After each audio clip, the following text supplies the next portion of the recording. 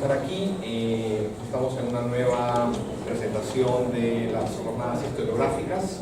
Solamente una breve mención. Se trata de una actividad por iniciativa de los estudiantes de la Facultad de Letras y Ciencias Humanas, en la especialidad de Historia, y organizada por los propios estudiantes. Además, tenemos ya varios años con esto, y lo que buscamos es tener presentaciones en donde especialistas en distintos temas historiográficos, tanto peruanos como extranjeros, puedan venir y presentar sus trabajos, sus inquietudes, sus propuestas metodológicas, para un poco poder aprender con ellos y ir avanzando en esta formación académica, de alguna forma complementar lo que se viene haciendo con los cursos. ¿Sí? Nos gusta mucho el hecho de contar con la presencia de muchos amigos, muchas personas, invitados connotados, como el doctor Martel, que está el día de hoy, y muchos amigos en general y colegas de la Casa de Estudios, y además estudiantes de la especialidad de Historia. Somos una facultad pequeña, una especialidad pequeña, 50 estudiantes, sin embargo aquí hay casi creo un 30-40% de ellos el día de hoy. Solamente para mencionar eso y dejar el inicio de la presentación, vamos a poner en la mesa a la doctora Caroline Cook, y la va a presentar una estudiante de primer año de la especialidad, Mariana Cruz, con un poco la idea de establecer una dinámica de conversación y comunicación entre los estudiantes y nuestros invitados. Así que sin más, Mariana va a hacer la presentación. Gracias.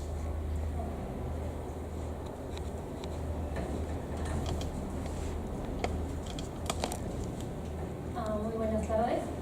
Hoy día vamos a presentar la charla de la doctora Cook, titulada Cruzando océanos, atravesando fronteras, la incorporación de moriscos y musulmanes en las historias de Hispanoamérica. Les voy a hablar brevemente sobre la doctora. Caroline Cook obtuvo su doctorado en Historia en la Universidad de Princeton en 2008, especializándose en la historia del Atlántico Ibérico y las interconexiones con los mundos mediterráneos. Sus investigaciones se centran en los moriscos y el Imperio Español y la interacción entre identidad religiosa, raza y nación en la creación de categorías étnicas. Entre sus publicaciones se encuentra su libro Forbidden Passages, Muslims and Moriscos in Colonial Spanish America, publicado en 2016, así como artículos y capítulos en importantes revistas académicas y libros, entre los que destacan De los prohibidos, Muslims and Moriscos in Colonial Spanish America, de 2015, Muslims and the Chichimeca in New Spain, the debates over just war and slavery, en 2013, también Moro de Linaje y Nación, Religious Identity, Race and Status in New Granada, en 2012, Moriscos, Capitulaciones de Santa Fe and Recibimiento, de 2010, y Navigation Identities, The Case of Morisco Slave in the 17th Century in New Spain, de 2008. Bueno, sin más que decirles, le doy la palabra a Marcela. Bueno, muchísimas gracias. Y quiero también agradecer a la Facultad de Letras y Ciencias Humanas, en particular a la especialidad de Historia, por recibirme esta tarde. Muchas gracias a Magali Alegre, a Carlos Galvez y a Miguel Costa, colegas con quienes he compartido unos días de mucho intercambio y comunicación académica y amical. Ha sido particularmente un placer haber tenido la oportunidad de conversar con los estudiantes de Historia de la UNC y discutir sobre sus temas de investigación y proyectos. En Lima siempre me he sentido como en casa, y esta tarde también tengo el gusto de contar con la presencia de muy buenos amigos. Gracias a todos. Mi trabajo se centra en el tema de la presencia de musulmanes y moriscos en las sociedades coloniales de Hispanoamérica durante los siglos XVI y XVII. Hasta recientemente ha existido un silencio historiográfico acerca del respecto. Al igual que los judíos y judeoconversos, los musulmanes, personas que se convirtieron del Islam al cristianismo, y sus descendientes, fueron todos prohibidos de cruzar el océano Atlántico y asentarse en las tierras que los reyes españoles denominaron como parte de su imperio en el hemisferio occidental.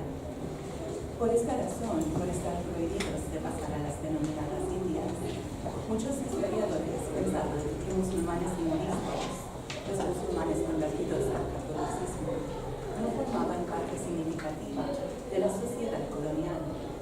Los pocos estudios existentes existentes sobre el tema, en su mayoría artículos, se basaron en algunas menciones en crónicas o unos pocos casos inquisitoriales ya conocidos. Pero en el momento en que comencé mi estudio para el doctorado en el 2001, no había un libro sobre el tema con una investigación exhaustiva que incorporara nuevas fuentes de los archivos eclesiásticos de Siria. Con la publicación de mi libro, Forbidden Passages, Muslims and Moriscos in Colonial Spanish America, en el 2016, sí pude identificar cómo la presencia de moriscos en América de la temprana edad moderna influyó en los discursos sobre ciudadanía y pertenencia, así como la construcción de categorías jurídicas relacionadas con ideas sobre casta o raza. En las últimas semanas he conversado con algunos de ustedes sobre estos temas, pero igual antes de hablar sobre los moriscos en la América Española, quisiera pasar unos minutos explicando quiénes fueron y presentando un poco el contexto político y social en que vivieron en España. La península ibérica tenía una población musulmana muy grande durante la época medieval, la misma que vieron cómo sus territorios fueron disminuyendo poco a poco con las conquistas de los guerreros cristianos. A finales del siglo XV, solamente quedaba el Emirato Nazarí de Granada al sur de la península como entidad política. Como muchos de ustedes ya saben, los reyes Fernando de Aragón e Isabel de Castilla, quienes después de su casamiento se enfocaron en realzar el poder de sus coronas y crear instituciones como la Inquisición para apoyar su autoridad, finalmente conquistaron el Emirato de Granada en 1492. Esta conquista, cuando Granada fue conquistada por las fuerzas cristianas, al principio la población musulmana, entonces denominada Mudéjar, pudo mantener su fe en el Islam, su sistema de justicia, así como sus costumbres, algo por lo demás muy común en las negociaciones previas que se habían hecho hasta entonces a lo largo de toda la península. De acuerdo a eso y a través del pago de un impuesto por parte de las minorías cristianas y judías en territorios musulmanes o de las minorías musulmanes y judías en los territorios cristianos, las minorías en cualquier caso pudieron mantener sus instituciones y creencias religiosas, su sistema legal y su modo de vivir, más o menos. Pero hacia finales del siglo XV, esta situación empezó a transformarse debido a los cambios en la política de la corona española. En una situación de alguna manera anticipada ya desde el edicto de expulsión de los judíos en 1492, poco después de este año, los mudéjares de Granada se vieron presionados a abandonar su religión y costumbres, y los mozárabes, personas que se convirtieron del cristianismo al Islam, experimentaron mayores presiones para renunciar al Islam y volver al cristianismo. El resultado de esta política más represiva fue que en el año 1500 los mudéjares se levantaron en protesta, se alzaron en la Sierra de las Alpujarras en Granada, y cuando esta primera rebelión fue suprimida, la población mudéjar fue sometida a la difícil elección entre el bautizo y la conversión al cristianismo o al exilio. La mayoría de la población mudéjar escogió el bautizo, y a partir de ese momento, los nuevamente convertidos al cristianismo recibieron el nombre de moriscos. El término morisco entonces fue aplicado a todas las personas convertidas del Islam al cristianismo, y no solamente a la población musulmana de Granada, que fue obligada a bautizarse. Durante décadas después de este primer levantamiento en las Alpujarras, muchos moriscos granadinos siguieron practicando el Islam fuera de la vista de las autoridades eclesiásticas, pues su decisión de convertirse no fue un hecho voluntario. En contraste, durante el siglo XV y principios del XVI, otras poblaciones musulmanes en otras partes de la península se convirtieron al cristianismo, algunas voluntariamente y otras por presiones políticas. Por esa razón, el término morisco llegó a ser aplicado a una diversidad de personas, todas ellas con antepasados musulmanes, pero con historias regionales muy distintas y experiencias personales y razones para su conversión también diferentes. Incluso en los documentos se puede observar que personas provenientes del norte de África o de las islas Filipinas, muchos de ellos esclavizados y que fueron bautizados, también se les incluyó en la categoría general de moriscos. Es así que finalmente el término morisco comenzó a adquirir dimensiones raciales con la inclusión de los descendientes de los musulmanes convertidos al cristianismo dentro de esta categoría. El término morisco fue aplicado muy liberalmente a todos los convertidos del Islam al catolicismo y sus descendientes, al mismo tiempo que constituía una categoría jurídica con impacto en la posición social de las personas. Por ejemplo, en su calidad de cristianos bautizados, los moriscos fueron sujetos a la Inquisición, con la expectativa de que serían eventualmente asimilados a la sociedad mayoritariamente cristiana. Los moriscos fueron considerados cristianos nuevos, neófitos que debían ser instruidos en la doctrina cristiana y población sujeta a un trato particular y hasta cierto punto comprensible, ya que los misioneros reconocían el hecho de que podría tomar un tiempo para que se adaptasen a una religión nueva y una nueva manera de vivir.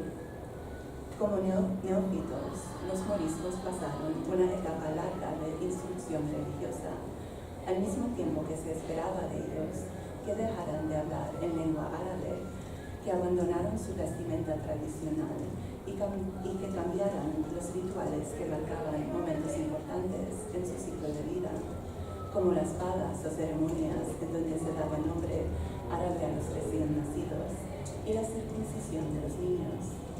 La idea era que, en su calidad de católicos, comenzaran a observar sacramentos tales como el bautizo, la comunión, el matrimonio y la extrema unción. A todo esto se sumaba la preocupación ya intensa durante el siglo XVI en torno a la idea de limpieza de sangre y la consideración de cristiano viejo.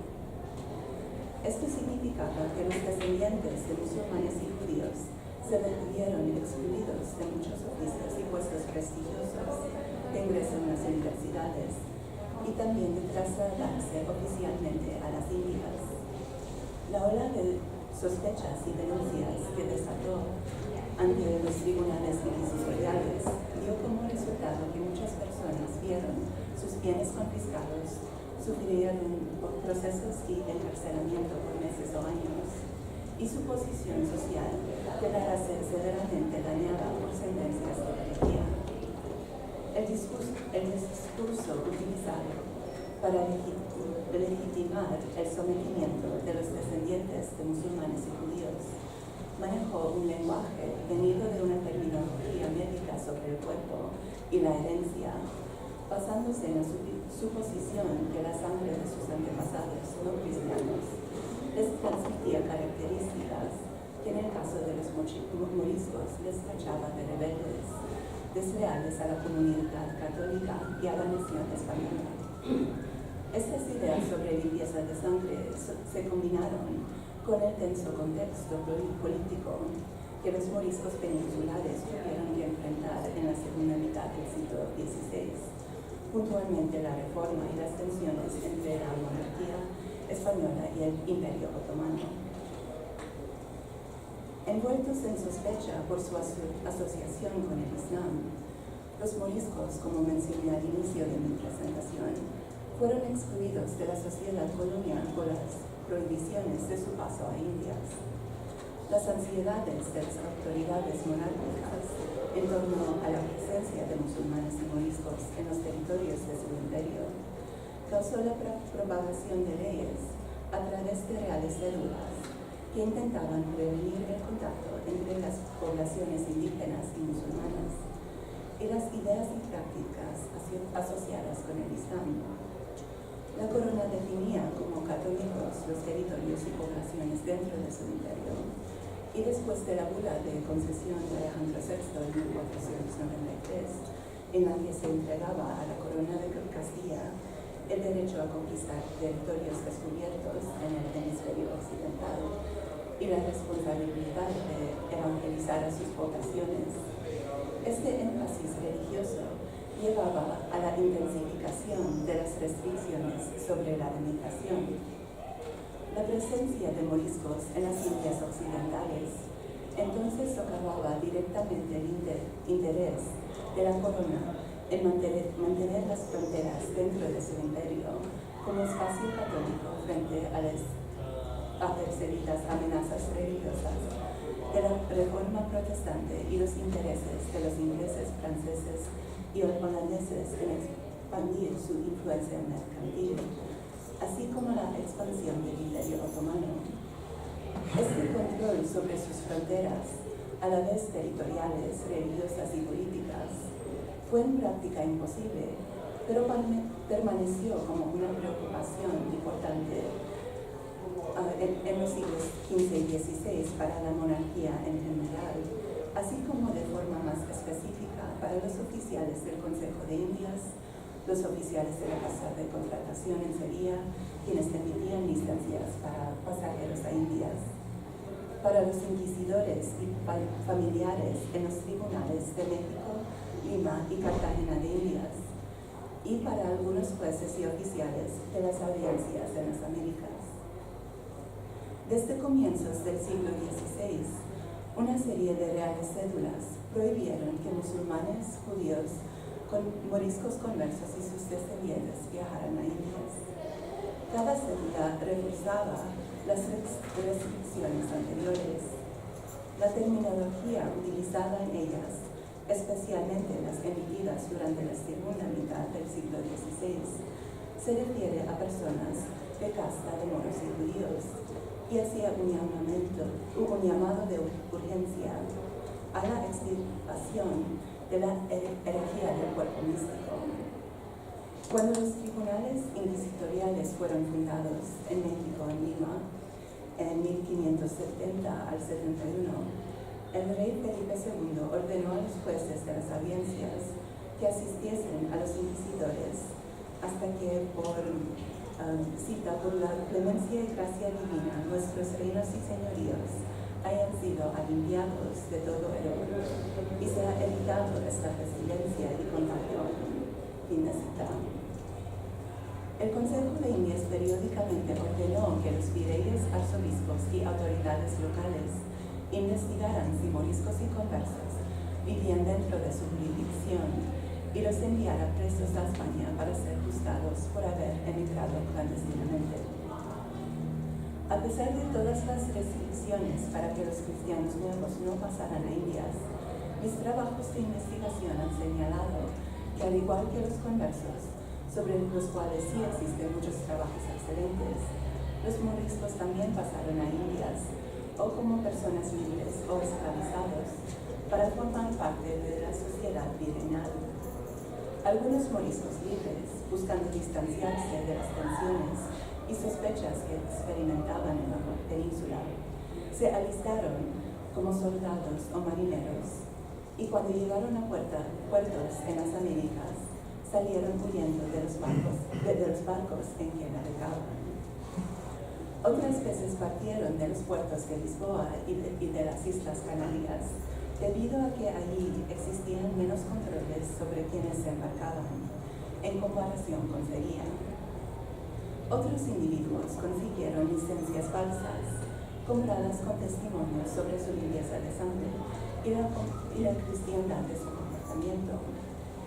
En América, las relaciones entre viejos y nuevos cristianos fueron frágiles desde el principio, dada la existencia de oportunidades para denunciar prácticas asociadas con el Islam por causa de las cédulas, pero también al hecho que la posición social de los moriscos tenía mucho que ver con los intereses locales de los oficiales reales, a quienes no siempre les interesaba buscarlos y expulsarlos de los territorios bajo su jurisdicción. Muchas veces estos oficiales se quejaban que era muy difícil, si no imposible, hacer cumplir las ordenanzas para buscar y enviar a los moriscos de regreso a la península. No obstante, algunos oficiales contrataron a moriscos conocedores de idiomas para que aprendieran náhuatl y fungieran de intérpretes en la frontera norte de México, o pidieron que artesanos moriscos trabajaran en la construcción de fortificaciones costeras vulnerables a piratas. Muchos oficiales también compraron esclavos moriscos y berberiscos, para los cuales consiguieron permiso de la corona para que trabajaran en sus casas durante periodos restringidos de 3 o 4 años. Finalmente, algunos moriscos y berberiscos esclavizados en las caleras consiguieron escaparse e intentaron buscar oportunidades de sobrevivir, pero en muchos casos tuvieron la mala suerte de ser encontrados, procesados y devueltos a la esclavitud. Esta presencia de moriscos y musulmanes en las Américas obliga a los historiadores a reevaluar el significado de frontera en el Imperio Español, cómo éstas se construían, definían e incorporaban a quienes pertenecían o no, temas de ciudadanía, pero con significados anteriores a los adquiridos posteriormente en los siglos XIX y XIX. También abre preguntas sobre la relativa rapidez o fluidez de categorías sociales, religiosas y étnicas en la temprana edad moderna. ¿Hasta qué punto fueron negociadas y desarrolladas estas categorías a través de acciones cotidianas, como peticiones y litigios, en vez de ser cuestiones establecidas e impuestas a través del uso de poder por miembros de las instituciones de la monarquía? Cuando comencé mis investigaciones sobre el tema, buscaba entre los casos inquisitoriales ejemplos de moriscos, de personas que vivían en los virreinatos de la Nueva España y del Perú, quienes se esforzaban en mantener su fe en el Islam y sus prácticas religiosas lejos de las tradiciones peninsulares, pero todavía bajo la sombra de la Inquisición. Pero después de analizar una gran variedad de fuentes y específicamente denuncias y procesos inquisitoriales, me di cuenta de que las percepciones sobre los moriscos y la ansiedad acerca de su presencia importaban tanto como la atención puesta en sus prácticas religiosas.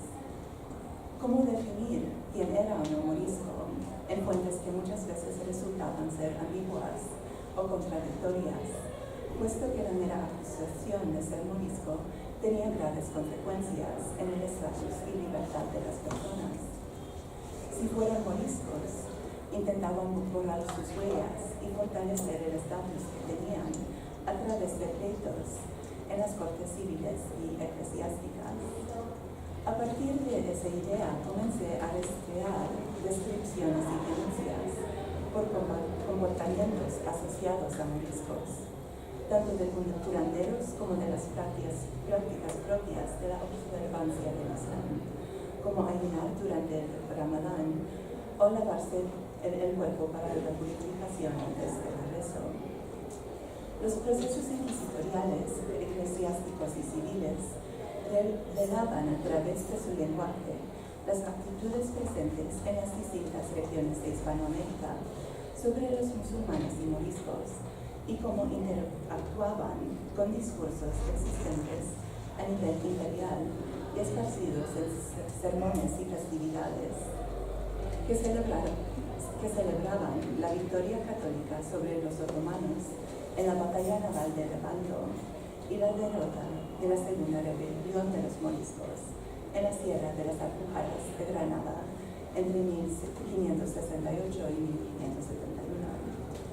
Entre la variedad de documentos que pude analizar de estos archivos, cédulas y ordenanzas, pleitos civiles y eclesiásticos, correspondencia de inquisidores y procesos inquisitoriales, tratados, crónicas, etc., resaltaba la circulación y movilidad de personas denominadas moriscos y de ideas y imágenes acerca de musulmanes y el Islam y prácticas asociadas con moriscos a través del mundo atlántico.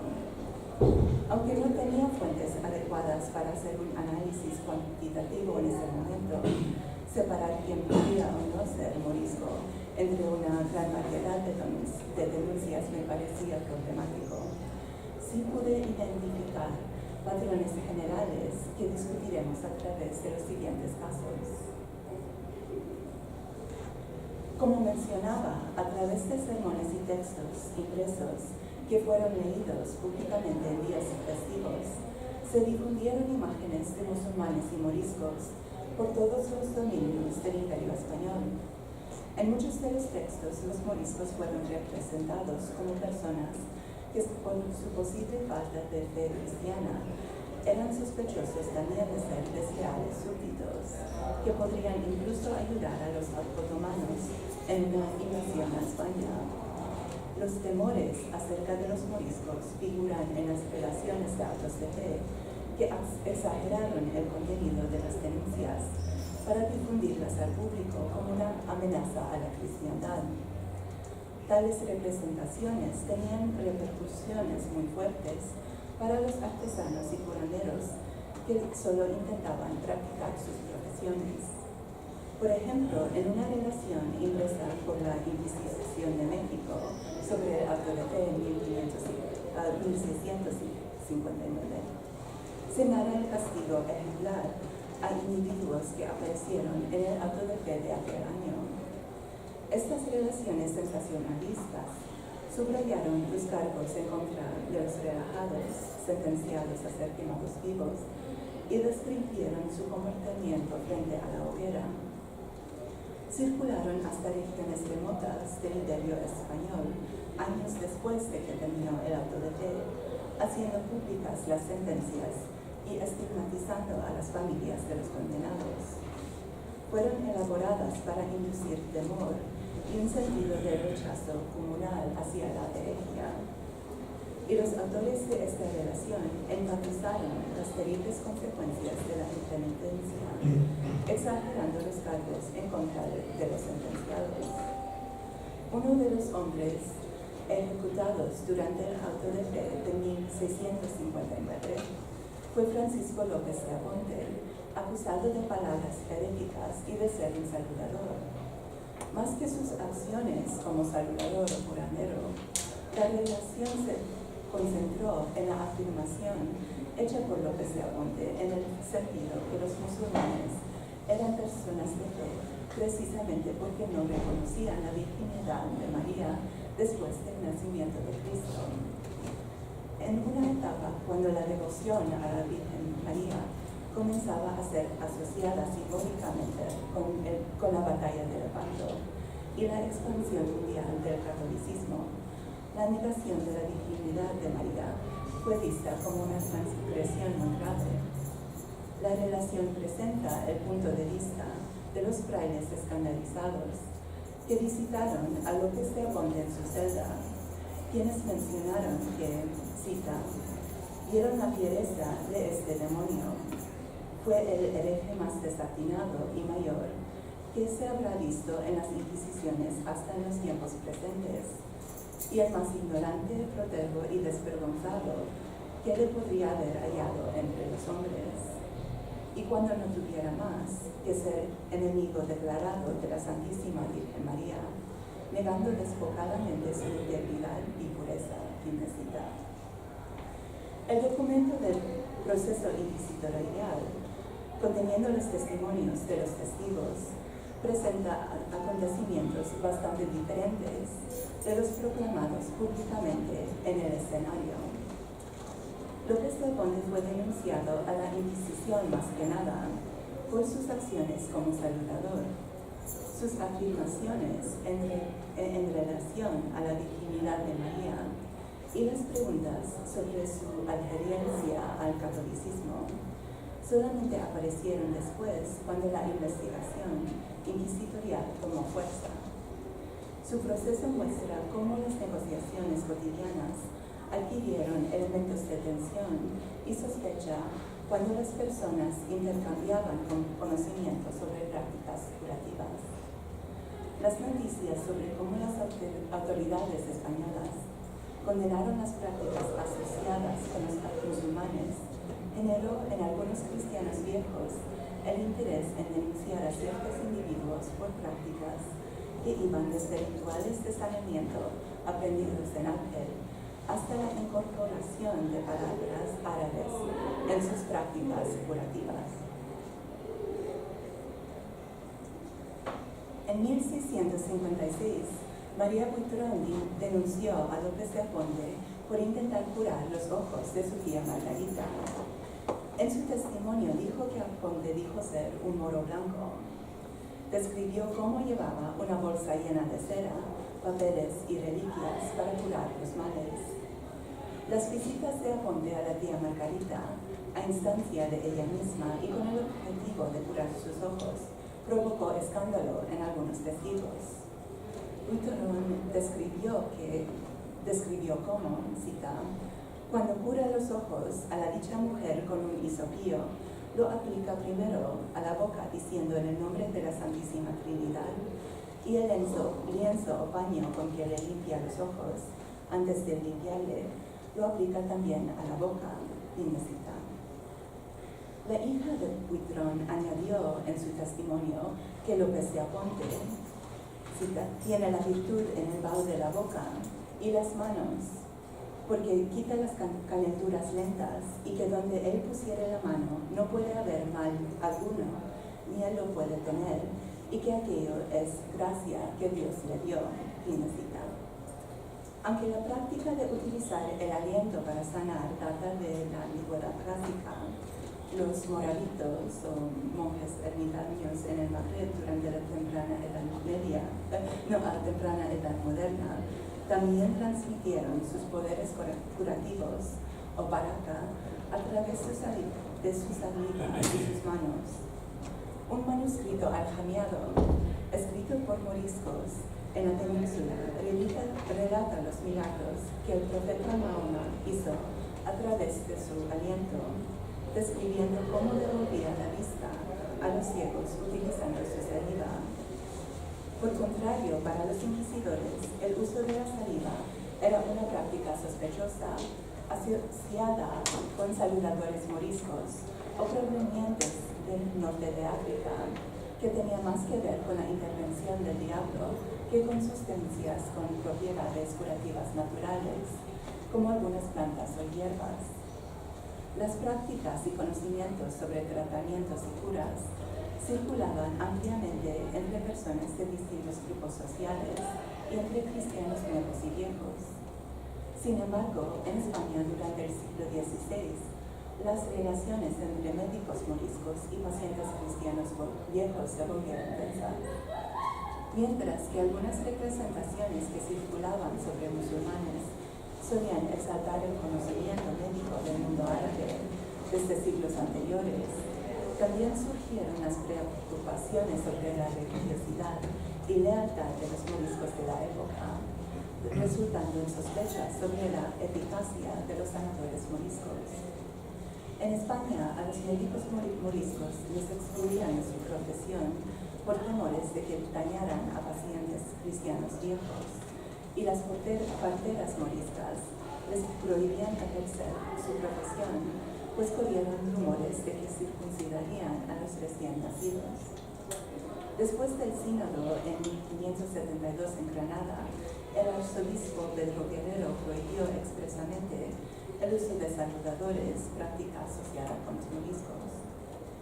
Aunque es problemático asociar directamente ciertas prácticas curativas con los moriscos, pues en la época circulaban bastante en el mundo mediterráneo, llegando incluso hasta América, el contexto político y las actitudes sociales que asociaron a los moriscos con hechicería sí crearon un contexto dentro del cual saludadores como López de Aponte se vieron denunciados si la curación no funcionaba como debía.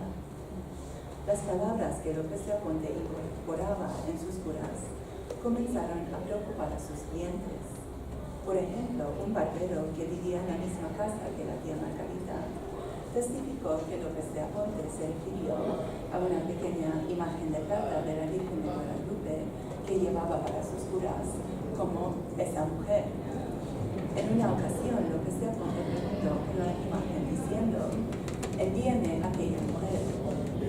Esta manera de referirse a la Virgen provocó en el barbero dudas sobre la cristiandad del Salvador. Fue en este momento que López de Aponte habló acerca de las actitudes de los musulmanes acerca de María, de la Virgen María. El barbero relató cómo en la casa de la tía Margarita, Aponte dijo que, cita, las moras cuando querían parir invocaban a la Virgen Santísima que las ayudase, cita. Uno de los presentes dijo que los musulmanes negaban la virginidad de María después de su parto. Otra persona contestó que aquello decían los moros porque estaban faltos de fe, cita, lo cual respondió López de Aponte que antes era la sobra de fe la que tenían los moros, el no creerlo, fin de cita. El barbero entonces exclamó, cita, que le echaran a aquel hombre de allí, que no se quería curar con él porque lo habían de sacar en un auto los señores inquisidores por los disparates que decía y hablaba a la. Estas discusiones retomaban las polémicas entre moriscos y cristianos viejos en España, con algunos elementos que coincidieron también con los debates entre protestantes y católicos en el contexto de la Reforma, debates sobre la Trinidad, la virginidad de María, la divinidad de Cristo o la eficacia de los santos como intermediarios y por ende la veneración de las imágenes religiosas. De todas formas, la aseveración de López de Aponte que la Virgen María tenía importancia para los musulmanes es cierto. En el Corán, María es representada como una mujer santa, venerada por sus milagros, aunque no fuera considerada la Madre de Dios. Aunque las opiniones acerca del tema podrían diferir entre los moriscos peninsulares, dadas las relaciones tensas en algunas comunidades con sus vecinos cristianos viejos, muchos consideraron que María era un modelo de virtud femenina cuya virginidad antes del casamiento, devoción religiosa y maternidad eran ejemplos a seguir. El Corán representa a María dando luz bajo una palmera de dátiles, y por esto las moriscas durante su embarazo comían dátiles, diciendo por esta razón que sus propiedades protectoras las ayudaría durante el parto.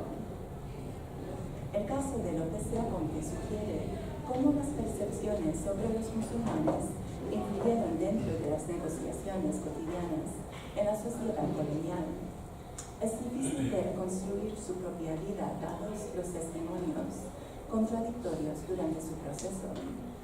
Quizás intentaba presentarse como un musulmán para sus clientes, tomando para sí la imagen favorable de la medicina árabe. Pero dada la ansiedad a la expansión del Imperio Otomano en la época expresada en sermones y las asociaciones de los moriscos con personas no fiables y rebeldes, esa representación le dejó vulnerable a la denuncia frente a la Inquisición. Hay muy poca información concreta sobre López de Aponte en el proceso inquisitorial. Podría haber nacido en el norte de África, como algunos de los denunciantes afirmaban. Uno testificaba que, citan, que era moro turco de nación porque hablaba miserable, citan. Los inquisidores coincidían en esta conclusión, añadiendo que López de Aponte no sabía los principios básicos de la doctrina cristiana y rezaba las oraciones en romance maldicho. Al final concluían que el acusado, cita, no sabe la doctrina cristiana ni los mandamientos, y examinado lo poco que dijo de las 4 oraciones, fue mal sabido siendo hombre de tanta edad. Él decía que tenía 42 años y que si fuera católico no es posible que los ignorara. La respuesta de Aponte a los inquisidores daba una versión muy distinta. testificó que él, sus padres y abuelos nacieron todos en Portugal.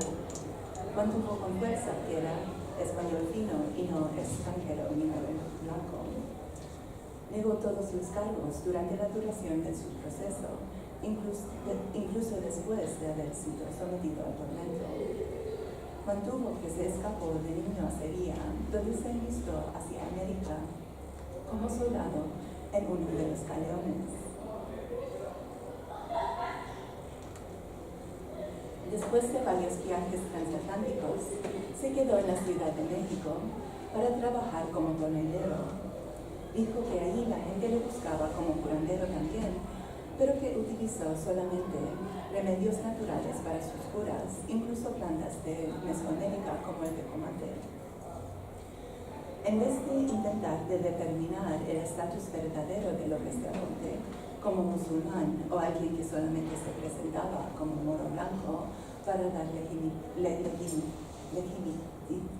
legitimidad a sus curativos, o incluso como alguien acusado falsamente, lo que es importante analizar son las presunciones que subyacen en su proceso y denuncia.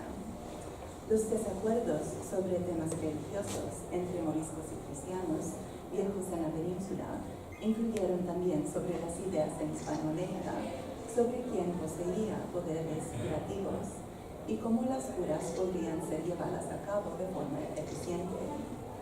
Un curandero que atribuía sus poderes a la gracia de Dios tenía que mostrar una conducta piadosa, ejemplar, mientras practicaba sus rituales curativos.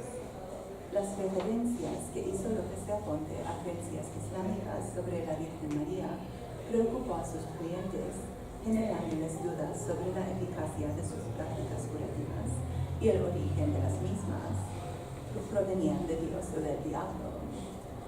Cuando los inquisidores redactaron la relación del auto de fe de 1659, enfatizaron lo que López de Aponte decía sobre la Virgen, representándolo como un hereje impenitente y un apóstata que renunció del cristianismo para volver al Islam. Esta representación propagandística ofrecida en la relación servía para fortalecer las asociaciones entre religiosidad y comportamiento, mientras las noticias de su proceso y sentencias circulaban por el imperio. El caso de López de Aponte y otros abren preguntas sobre la presencia de prácticas atribuidas a musulmanes y moriscos en Hispanoamérica. ¿Cómo llegó a cruzar el Atlántico este conocimiento de prácticas curativas asociadas con moriscos y con qué criterios fueron estas prácticas atribuidas a moriscos específicamente? ¿Cómo interpretaban a la vez los especialistas rituales moriscos y sus clientes estas prácticas curativas? Por esta razón es importante analizar el contexto político y los desacuerdos entre moriscos y cristianos viejos en España y cómo estos desacuerdos influyeron al mismo tiempo las relaciones entre curanderos y sus clientes en América. Aunque moriscos y cristianos viejos compartían veneración hacia María e incluso Cristo considerado como un profeta en el Islam, sus interpretaciones acerca de la divinidad y el rol religioso de los dos diferían, y estas diferencias producían puntos de fricción que acabaron provocando denuncias frente a los tribunales de la Inquisición. De hecho, los inquisidores y otras autoridades eclesiásticas enfocaron su atención en referencias religiosas que formaban parte de las prácticas curativas, incluso en señalar, procesar y exagerar en las relaciones de auto de fe las prácticas curativas que ellos atribuyeron a moriscos. Otros casos venidos de las audiencias de Hispanoamérica subrayan cómo algunas personas intentaban mitigar para establecer o mejorar su posición en la sociedad colonial. El pleito de Diego Romero ilumina algunos aspectos de la fluidez de las identidades y la importancia de redes sociales en el mantenimiento del estatus.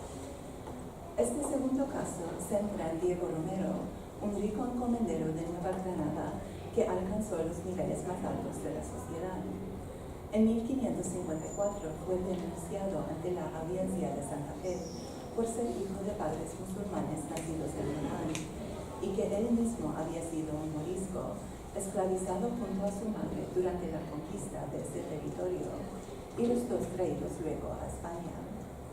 Lo denunció Cristóbal de Monroy, su rival en un pleito sobre su encomienda, quien viajó hasta Alcalá de Henares, hasta España, para buscar testimonios que confirmaran que Romero era un morisco y por eso no tenía derecho ni a su encomienda ni a permanecer en las Indias. También pedía Monroy que los médicos inspeccionaran a Romero para averiguar si estaba circuncidado, evidencia fehaciente de haber sido musulmán. Por su ascendencia, el procurador señaló a Romero como un moro de linaje y nación. Como señalaba la acusación, las consecuencias podrían ser graves, cita, por ser hijo y descendiente de moros y conforme a vuestras leyes y ordenanzas de las Indias, ha de ser echado y desterrado de ellas, y se le han de juzgar los indios y condenarle el perdimiento de sus bienes. Pero analizando de cerca los testimonios contradictorios contenidos en su proceso ante la Real Audiencia, es posible señalar la fluidez del estatus social y de las categorías jurídicas y étnicas en su calidad de morisco, cómo estas categorías en las fuentes jurídicas operaban en la sociedad colonial. Mediante las estrategias que Romero utilizó para defenderse ante las acusaciones de Monroy, sobresale su uso del discurso sobre el honor para subrayar la nobleza que había adquirido a través de sus acciones durante la conquista, cuando formó parte de la expedición de Gonzalo Jiménez de Quesada en 1537. Romero presentó la relación de sus méritos y servicios, donde enfatizaba cómo, después de ser uno de los primeros conquistadores de Nueva Granada, se estableció como hidalgo, manteniendo una casa, cita, muy aderezada y bien tratada como cualquier buen hidalgo. A través de su abogado consiguió que los médicos finalmente no le revisasen ni confirmasen si estaba circuncidado, porque su estatus noble le eximía de ese acto, ya que dicha inspección le quitaría honor. Su abogado también consiguió que Romero no fuese remitido a España para comparecer frente a los testigos, sino que esperara que los testimonios llegaran desde Alcalá de Henares. Monroy tardó 3 años en reunir todos los testimonios y Romero acabó ganando su caso porque la parte demandante solamente tenía 2 años para reunir las pruebas. Romero también encontró a testigos en Santa Fe que testificaron en su favor. Uno dijo que el padre de Romero no era un musulmán de Orán, sino un contador en Alcalá de Henares, quien había procreado a Romero con su esclava morisca y había dado la libertad a ambos. Testificó haber visto a Romero, cito, en casa de dicho contador, andar en hábito de hombre de bien, fin de la cita. Antes de embarcar juntos desde ese día hacia la conquista de Santa Marta, otros testificaron que, cito, siempre en la dicha jornada y después mucho tiempo, los capitanes que mandaban vía este testigo le trataban como a honrado soldado y a persona libre y le hacían honra, y que Romero era honrado y tenido por tal. Por tener los recursos para defenderse ante el tribunal y siendo considerado públicamente como un hidalgo reconocido por su servicio a la corona, Romero pudo mantener su estatus honrado y su encomienda a pesar de las dudas acerca de su ascendencia.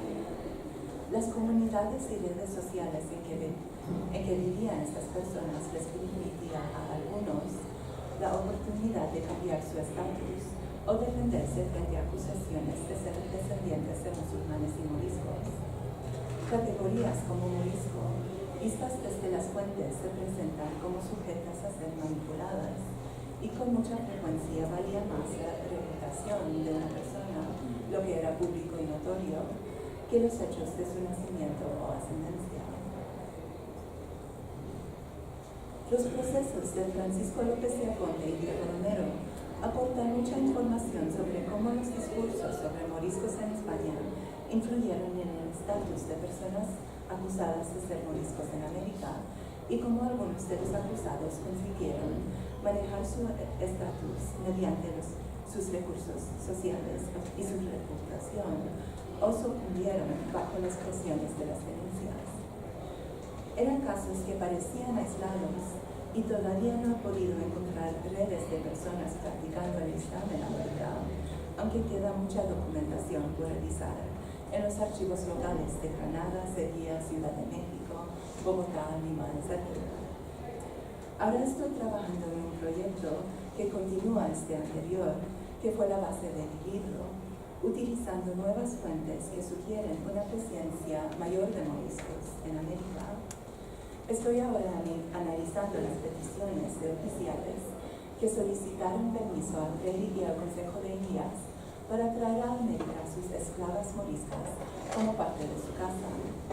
Muchas de ellas fueron esclavizadas después de la segunda rebelión de los moriscos en las Alpujarras de Granada en 1568 al 71. Presidentes y jueces de audiencias, tesoreros, corregidores y otros oficiales, algunos de los cuales participaron en la victoria de la corona en la guerra de las Alpujarras, llevaron moriscas esclavizadas a los virreinatos de México y Perú para servir como cocineras en sus casas. Todavía no he podido calcular el número de moriscas que cruzaron el Atlántico por estas razones, la mayoría con un límite impuesto sobre su estadía en América de 3 o 4 años. Estos límites no siempre fueron observados, surgiendo la pregunta de cuántas se quedaron en el Nuevo Mundo y si existía contactos entre estas mujeres esclavizadas en las casas de la élite en los centros urbanos. Algunas consiguieron escaparse, como Ana de Chávez, huida de Guatemala a Arequipa, sobre quien solamente tengo la petición de su amo solicitando a las autoridades que la buscaran en Arequipa y la enviaran a una casa de concentración en Sevilla. Existen más documentos sobre Ana de Chávez.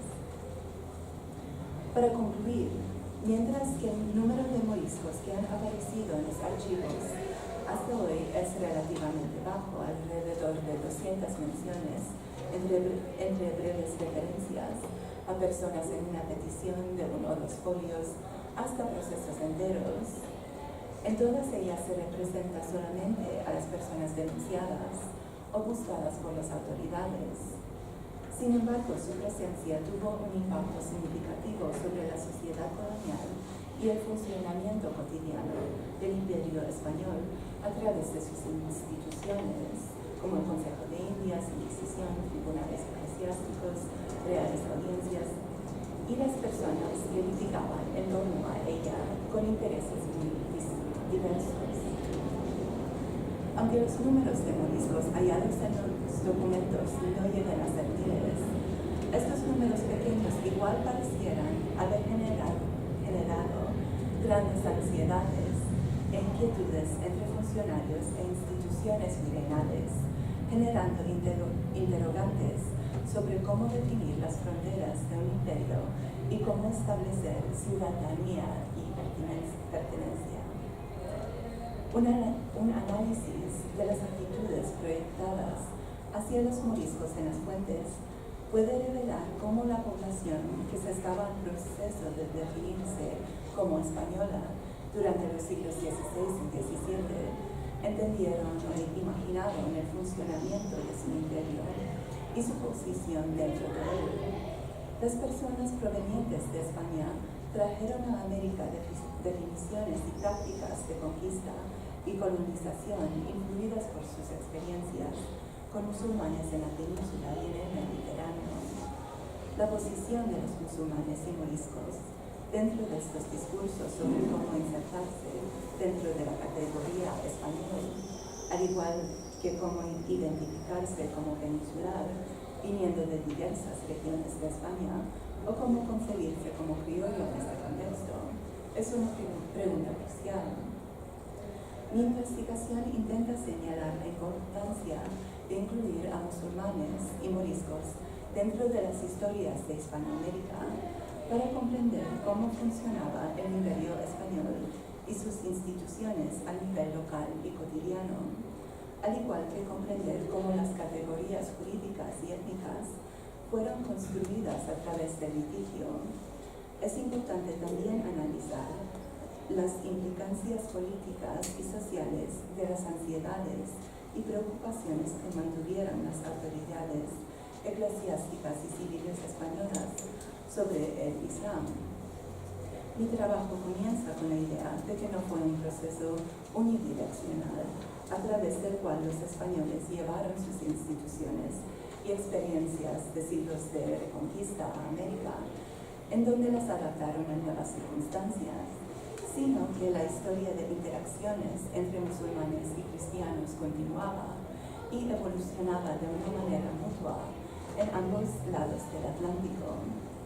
Este tipo de estudio termina subrayando la manera compleja en que los individuos acusados de ser moriscos negociaron su estatus y relaciones en la sociedad colonial. Muchas gracias.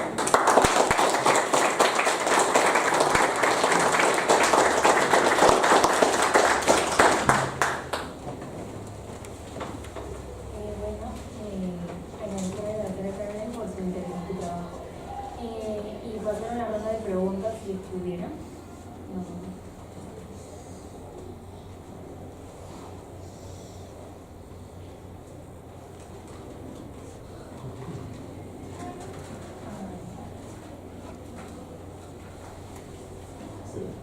Ya, pregunto. Bueno, primero que nada, muchas gracias por la charla realmente muy espectacular y muy enriquecedora sobre un mundo que, si bien ahora sabemos que estuvo más cerca de lo que pensamos, seguía siendo un poco ajeno a nosotros. Bueno, mi pregunta es el siguiente. Basándonos en algunos trabajos como los de Stuart Schwartz, que se centran más en ciertas posturas discrepantes a lo general, o sea, que se decidieron ayudar o apoyar, o por lo menos tolerar a puntos de vista distintos al cristiano, digamos, al que imperaba y al que, bueno, ejercía presión sobre los demás por medio de la Inquisición y demás. ¿Hay registros de personas que, qué sé yo, en registros inquisitoriales, en algo así? ¿Se sabe de personas que apoyaron abiertamente a los moriscos y que no eran necesariamente moriscos o tenían relación alguna con el Islam, qué sé yo, cristianos o simples, tal vez un menopio, digamos? Gracias. Bueno, muchísimas gracias por su pregunta. Sí, o sea, todos estos, las representaciones de los moriscos fueron muy debatidos también en la península, en África. No habían como una idea uniforme sobre la política en el contexto acerca de ellos. Por ejemplo, antes de los decretos que los expulsaron de la península en 1609 hasta 1614. Ese hecho de la expulsión fue muy debatida porque los moriscos eran cristianos bautizados, su estatus era de ser cristianos, entonces habían párrocos que les apoyaron dentro de sus comunidades. Habían moriscos en España también que se presentaron como los antiguos, los que se convirtieron antes de los bautismos forzosos y se identificaron como sujetos leales a la corona. Entonces todo este proceso fue muy debatido. Y sí, habían personas que apoyaron a los moriscos, pero también muchos discursos que se enfrentaron a la posición de los moriscos. Entonces, lo que me interesa mucho es ver cómo dentro de los casos, de los pleitos, los procesos, la gente negocia todas estas actitudes contradictorias. Incluso en el caso de Diego Romero hay testigos que le apoyan, que han luchado contra él durante las guerras de conquista que hablan sobre sus acciones. Y en un momento dice que no importa tanto si es morisco o no, pero el hecho de que es considerado honrado. Gracias.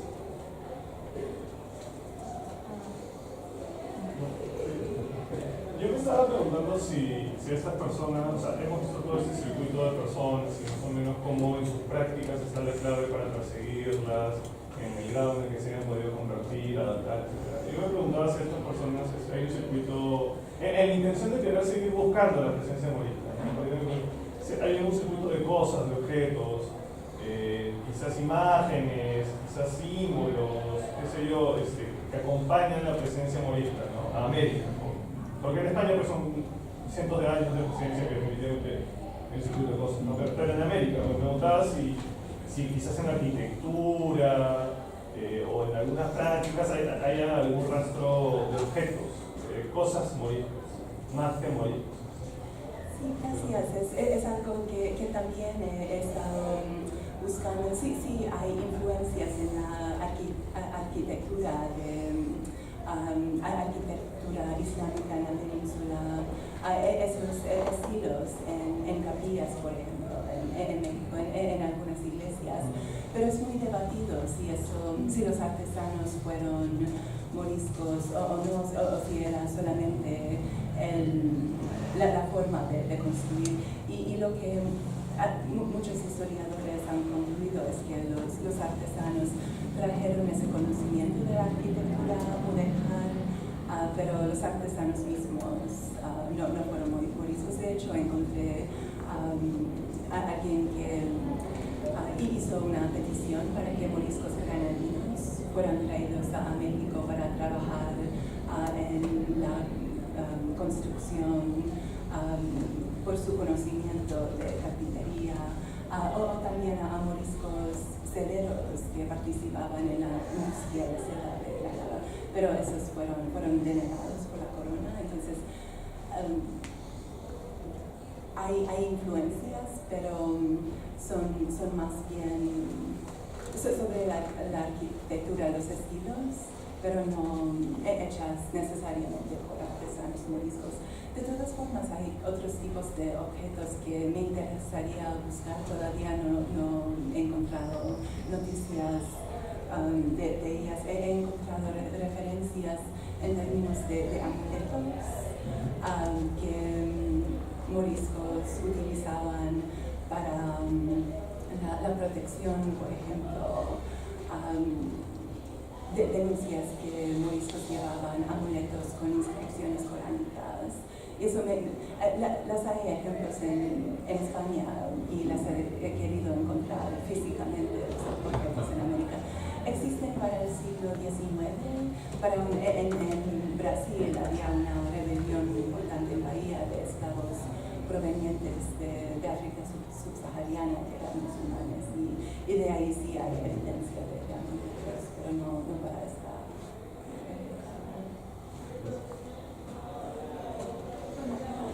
Yo estoy un poco a las prácticas de Dios misma, y lo que yo he visto es que para mediados del 17 ya la práctica de la medicina, ya sea boticarios o sanadores, se va abriendo un poco más al mundo criollo y también a mestizo. Ya para el 18 temprano ya tenemos boticarios o incluso africanos negros por frente, algunos mujeres, y quería saber si en el caso de los moriscos también a los similares poco a poco se van asimilando, porque entiendo que había mucho temor a los médicos moriscos, pero llega un momento en el que ese temor se relaja de algún modo, o esto es cosa de decir de que este temor de que los moriscos vayan a dañar a los moriscos. Bueno, parece que esos temores, al menos en España, permanecieron hasta la expulsión.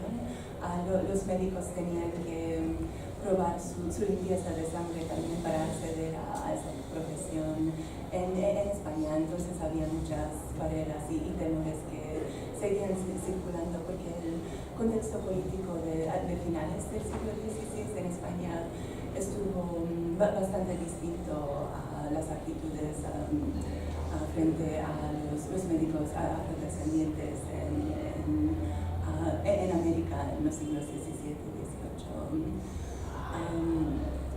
Entonces no he encontrado casos y también después de la expulsión abiertamente moriscos no habrían podido practicar medicina.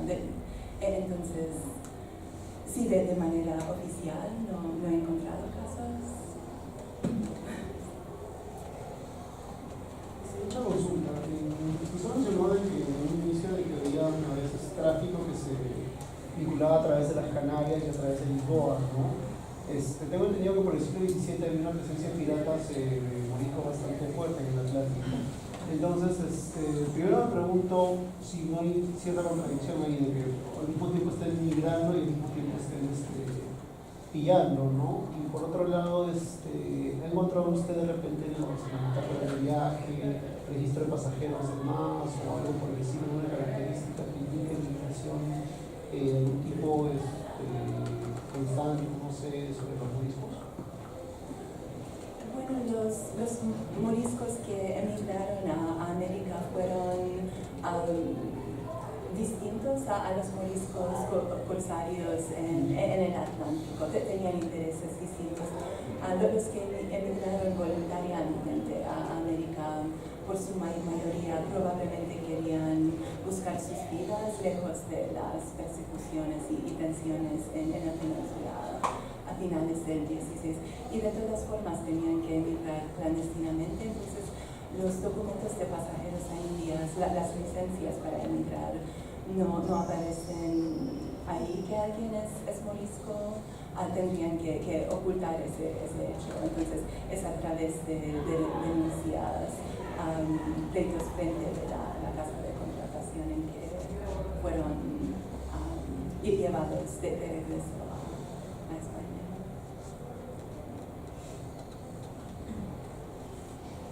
Sí. Hemos hablado en casos que los personas son con prácticas culturales. El primero sobre prácticas curativas y el segundo caso básicamente cuestiones de nacimiento. Quería saber si dentro de estos casos institucionales aparecen prejuicios contra los moriscos en torno a sus prácticas sexuales, porque finalmente en España la idea de la soberanía, por ejemplo, está asociada mucho con los musulmanes.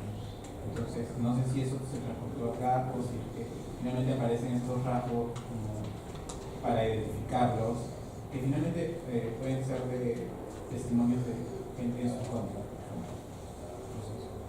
Sí, no, al menos entre los casos que encontré no hacen referencia a prácticas sexuales, se enfocan más en su ascendencia, limpieza de sangre o en las prácticas religiosas sobre cómo rezan, las prácticas dietarias,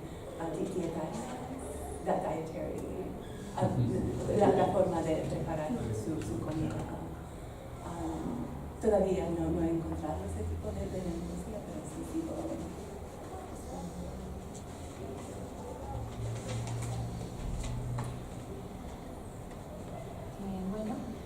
solo queda agradecer de nuevo a la doctora Carmen y invitarlos a que sigan participando de estas jornadas historiográficas que se vienen más o menos interesantes. Gracias.